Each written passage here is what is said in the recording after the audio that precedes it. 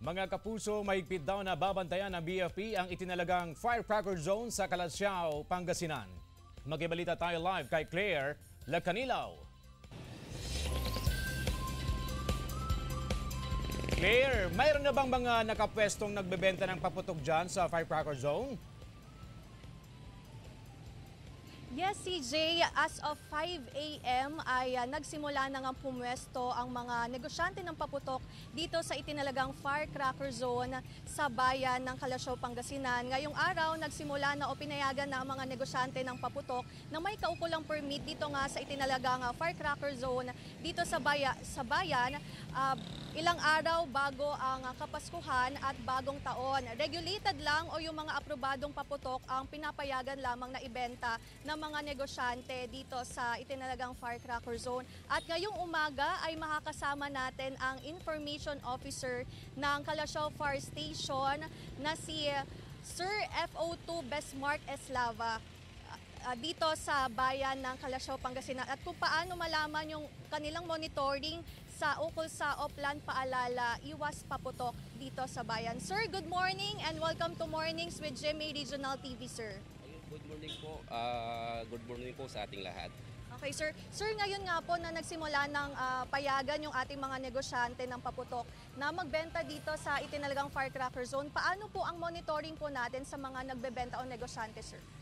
Well, meron po kaming direktiba at base na rin sa aming implementation plan. Kami po ay magmo-monitor 24 hours sa mga nagbebenta ng paputok, especially dito sa designated selling area, to ensure na wala pong prohibited na firecrackers or pyrotechnics na maibebenta. At bukod pa dyan, magsasagawa din kami ng monitoring sa mga ilang lugar na hindi designated area for the selling of firecrackers.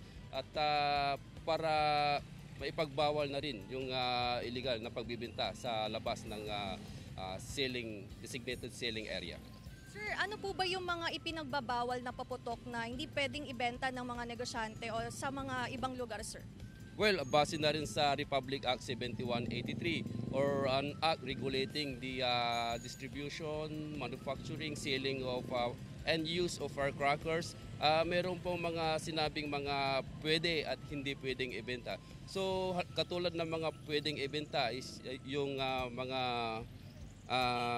baby rockets, bawang, small triangulo, paper cups, El Diablo, sky rockets, ilan pa. So meron din mga ipinagbabawal tulad ng mga piccolo, watosi, yung mga sobra sa mga pulbura o yung talagang malalakas, ipinagbabawal po yun. So makikita po yan sa Republic Act 7183. Okay, sir. Sir, paalala na lang po sa ating mga kababayan, sir, ngayon nga po na ipinagdiriwang po natin ang Kapaskuhan at Bagong Taon dito sa bansa, sir. Well, bahagi na rin ng tradition nating Pilipino yung paggamit ng paputok.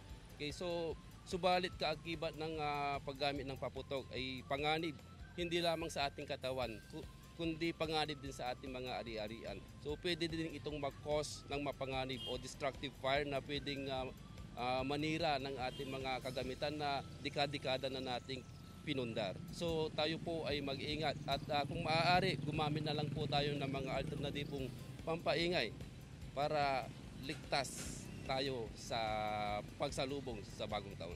Okay, sir, maraming salamat mga kapuso. Nakasama natin ang Information Officer ng Calasiao Fire Station. Walang iba kundi si Sir Besmark Eslava. At yan muna ang latest dito sa bayan ng Calasiao, Pangasinan. CJ.